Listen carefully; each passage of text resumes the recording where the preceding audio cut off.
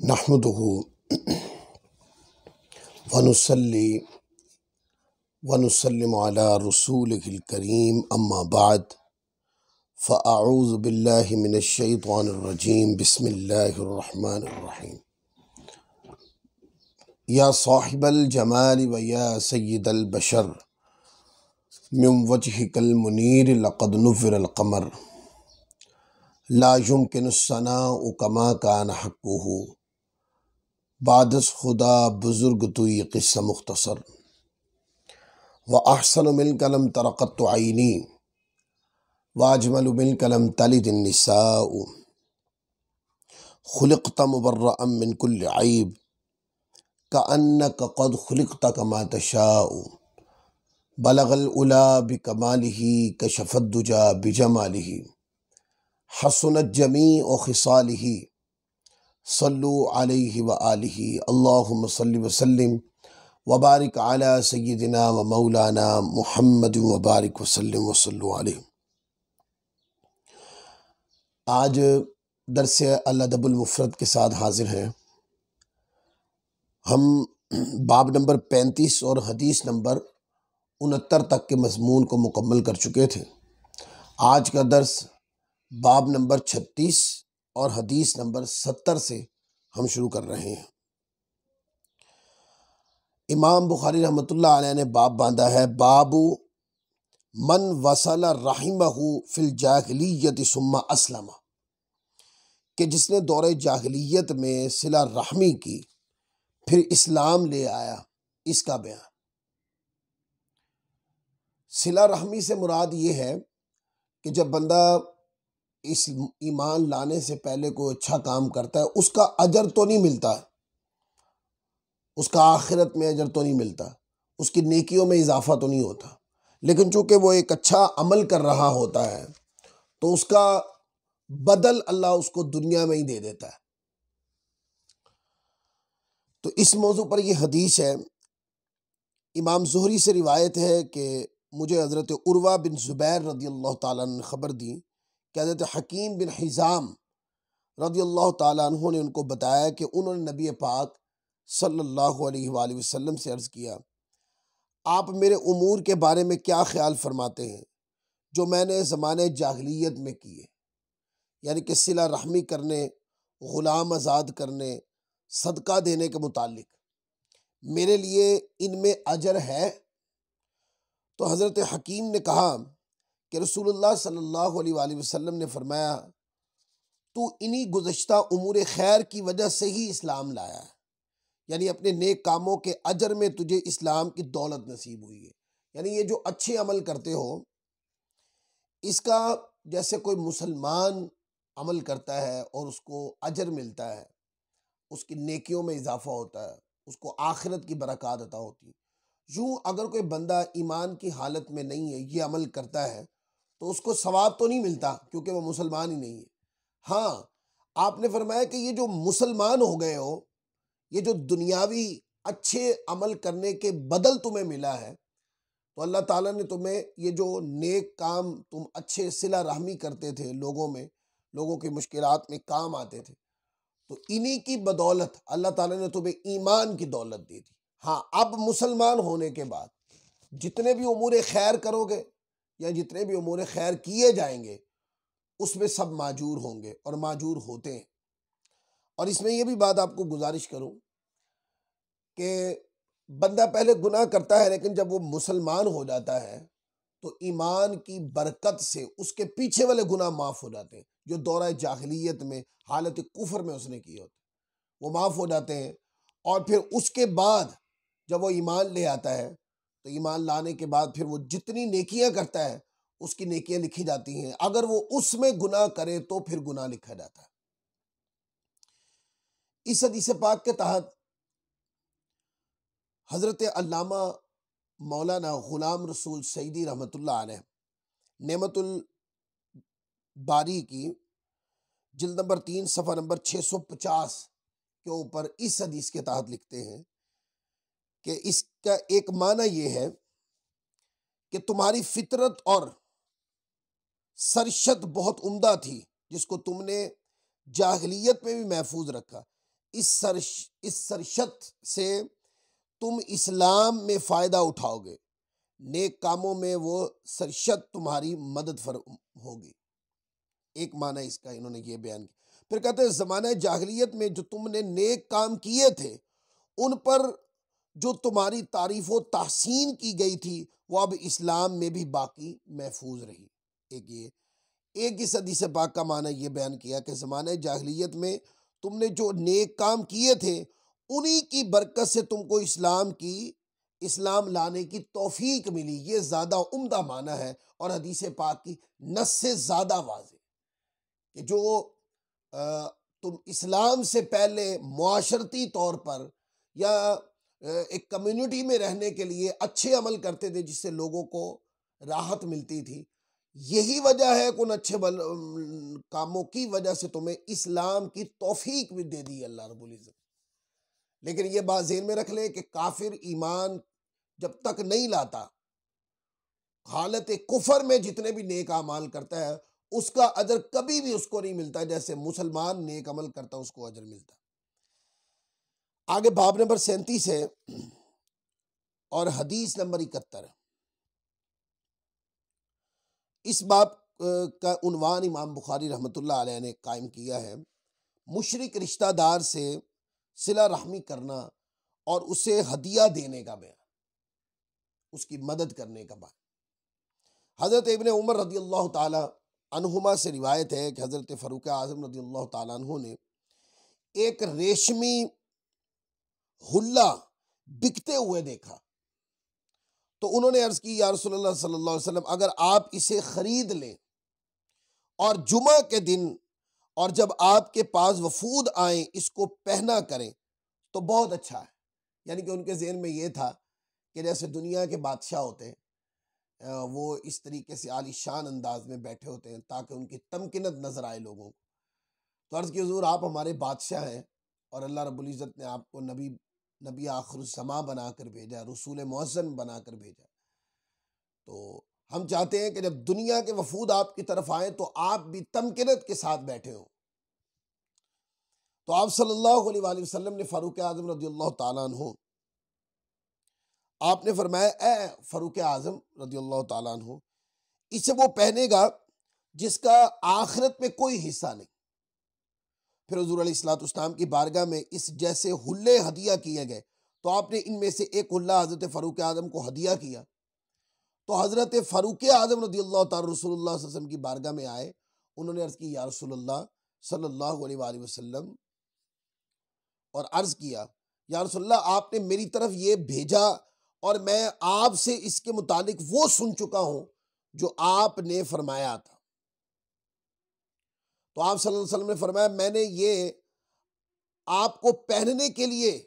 ہدیہ نہیں دیا، میں نے یہ تمہیں اس لیے ہدیہ کیا تاکہ تم اسے بیچ دو یا کسی کو پہنا دو۔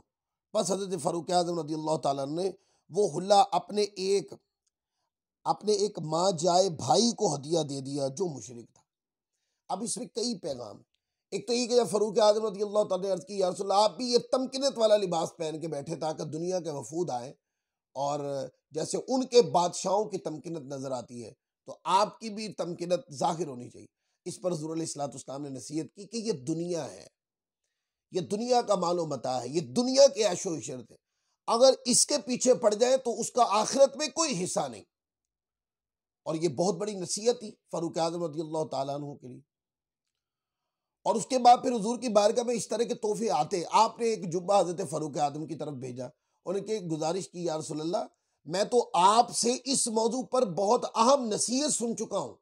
تو آپ نے میری طرف کیوں بھیجا؟ فرمایا کہ یہ تمہارے پہننے کے لیے نہیں ہے، اس کو آگے کسی کو ہدیہ کر دے۔ تو آپ کے ایک ماں جائے بھائی تھے، وہ مشرک تھا،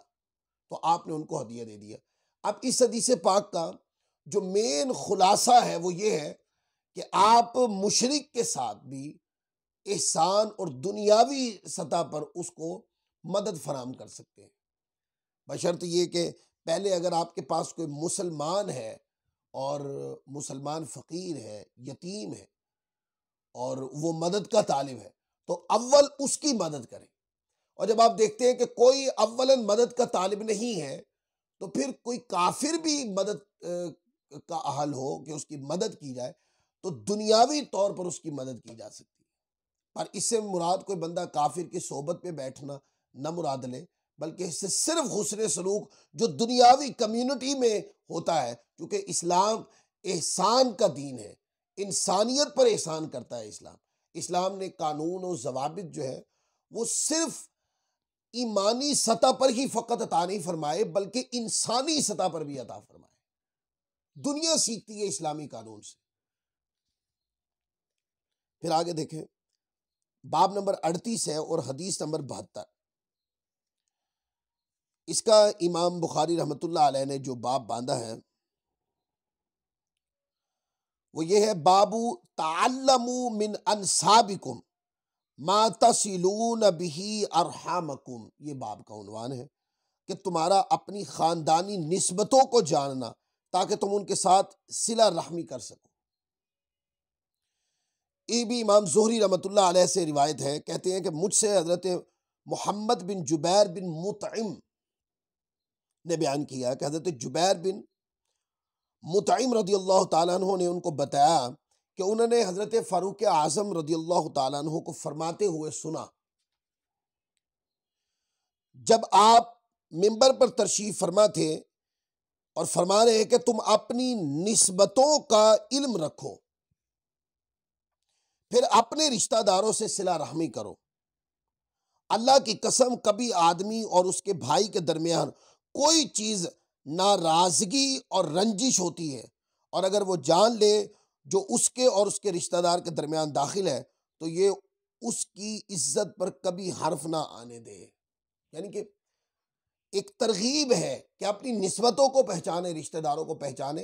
اور رشتہ داروں کے اندر ٹو لگا کر چیک کریں، دھیان لگا کر چیک کریں کہ آیا کہ میری نسبت داروں میں، میرے تعلق داروں میں، میرے جاننے والوں میں، میرے اعزا و اقارب میں، میرے قربت کے محلے داروں میں کوئی ایسا تو نہیں کہ جس کو مدد کی حاجت ہو۔ یہ نہ ہو کہ میں دور دراز لوگوں کی مدد تو کرتا پھروں لیکن میرے اپنے قربت داروں کے اندر یتامہ ہو، مساکین ہو، بے سہارا ہو، پر ان نسبتوں کا مجھے پتہ ہی نہ ہو۔ اس لیے فرمایا کہ ان نسبتوں کو خیال رکھو، اور نسبتوں کا خیال رکھو، اور اولاً دیکھو کہ اگر کوئی مدد کا مستحق ہے تو اس کی مدد کرو، اس کے ساتھ صلہ رحمی کرو۔ لہذا دور دراز لوگوں کے اندر اپنی عزت بنانے کی خاطر، اپنی تمکنت بنانے کی خاطر لوگ بہت پیسہ بہاتے ہیں، اور جبکہ اپنے قریبی اعزا و اقارب میں یتامہ بھی ہیں، مساکین بھی ہیں، فقراء بھی ہیں، پر ان کو کبھی بھی مدد فراہم نہیں کی۔ تو یہ حدیث پاک تربیت کر رہی ہے ایسے لوگوں کی کہ جو لوگ لوگوں میں معروف ہونے کی خاطر دور دراز باہر لوگوں کے اندر تو بہت صلہ رحمی عام کرتے ہیں، لوگوں کے اندر مدد فراہم کرتے ہیں، لوگوں کی دل جوئیاں بھی کرتے ہیں تاکہ لوگوں میں ایک عزت افزائی کی فضا بنے ان کے لیے۔ لیکن وہ جو قریبی نسبت دار ہیں، تعلق دار ہیں اور قربت دار ہیں، رشتہ دار ہیں، اور ان رشتہ داروں میں جو قربت دار رشتہ دار ہیں ان میں جو فقراء ہیں، یتامہ ہیں، مساکین، ان کی پرواہ نہیں ہوتی۔ اس لیے فرمایا کہ ابتدا ان سے کرو جو تمہارے قربت دار، نسبتی تمہارے قربت کے تعلق دار ہیں، ان میں دیکھیں۔ پھر اسی طرح ایک اور حدیث ہے، حدیث نمبر 73، اس میں بھی اسی طرح کا مضمون ہے، اور یہ روایت حضرت ابن عباس رضی اللہ تعالی عنہما سے روایت ہے۔ انہوں نے فرمایا کہ اپنے نسبتوں کی حفاظت کرو، یعنی اپنے تعلق دار جو ہیں ان میں دھیان رکھو کہ کوئی ایسا تو نہیں ہے کہ جس کی مدد کی جانی چاہیے، ہو سکتا ہے وہ بیچارہ خود سوال نہ کرتا ہو، عادتاً اس کو سوال کی عادت نہ ہو، لیکن ہمیں چاہیے کہ ہم اپنی نسبتوں کی حفاظت کریں، باقاعدہ دھیان لگا کر دیکھیں کہ کیا میرے نسبت داروں میں، تعلق داروں میں، قربت داروں میں کوئی ایسا تو نہیں کہ جو بیچارہ کمزور ہو اور مدد کا طالب ہو اور منہ سے کہتا بھی نہ ہو۔ تو فرمایا اپنے نسبتوں کی حفاظت کرو، آپس میں صلہ رحمی کرو، اس لیے کہ رشتہ داری کے لیے کوئی دوری نہیں ہے جبکہ اس کا نسب قریبی ہو، رشتہ داری قریب نہیں ہو سکتی جبکہ ان کے درمیان نسب کی دوری ہو، اور ہر رشتہ داری قیامت کے دن اپنے ساتھی رشتہ دار کے پاس آئے گی، وہ اس کے لیے صلہ رحمی کی گواہی دے گی۔ اگر اس نے رشتہ داری کے تعلق کو جوڑا ہوگا اور اگر اس نے رشتہ داری کے تعلق کو توڑا ہوگا تو وہ اس کے تعلق یعنی رشتہ داری کو توڑنے کی گواہی بھی دے گی، یعنی کہ لاپرواہی کی بھی گواہی دے گی، حسن سلوک کی بھی گواہی دے گی۔ اگر آپ نے نسبت کا دھیان رکھا ہے، تعلق کا دھیان رکھا ہے اور تعلق کو عزت بھی کی ہے، احترام بھی کی ہے اور اس کو اچھے اسلوب اور طریقے سے نبھایا بھی ہے، تو یہ جو آپ کی خدمت ہے اور اچھے طریقے سے تعلق کو نبھانا ہے اور لوگوں کی مدد فراہم کرنا ہے، یہ قیامت والے دن یہ قربت کے تعلق دار رشتہ دار قیامت والے دن اللہ کی بارگاہ میں گواہی دیں کہ اے مولا یہ ہمارا رشتہ دار تھا اور اس نے خوب اچھے انداز میں رشتہ داری نبھائی ہے، تعلق اچھا نبھایا ہے۔ اور اگر کسی نے تعلق توڑ دیا ہے یا جان بوجھ کر کے یہ قربت داروں کے اندر لوگ پریشان ہیں، فقراء ہیں، یتامہ ہیں، مساکین ہیں اور پریشان حال ہے، آپ ان کو چھوڑ کر باہر لوگوں کے اندر جا کے امداد تقسیم کریں، ان میں صلہ رحمی کریں، ان میں محبت بانٹیں، ان کو ترک کر دیں، تو قیامت والے دن یہی رشتہ دار اللہ کی بارگاہ میں آئیں گے اور آ کر گزارش کر گیا مولا یہ ہمارا رشتہ دار تھا، تعلق دار تھا، اس کو تیری نعمتیں بھی بہت عطا کی گئیں پر اس نے ایک تو تعلق بھی توڑا اور ہمیں ذلیل و رسوا کیا اور پریشان کیا، اس کے پاس سب کچھ تھا، اس نے دور دراز لوگوں کی مدد تو کی پر ہماری مدد نہیں کی۔ تو آج حدیث نمبر 73 تک کے مضمون کو میں نے مکمل کر لیا ہے، جس میں قربت کے تعلق دار رشتہ داروں یعنی کہ رشتہ داری کے احترام اور تقاضے نبھانے کے حوالے سے اور رشتہ داروں سے مدد اور صلہ رحمی کی بنیاد اور ابتدا کرنے کے حوالے سے تربیت موجود ہے۔ انشاءاللہ ہم اگلے درس کے ساتھ انشاءاللہ پھر حاضر ہوں گے۔ اللہ رب العزت کی بارگاہ میں یہ دعا کرتے ہیں اللہ رب العزت ہمیں استقامت علی الدین عطا فرمائے۔ وما علینا الا البلاغ المبین۔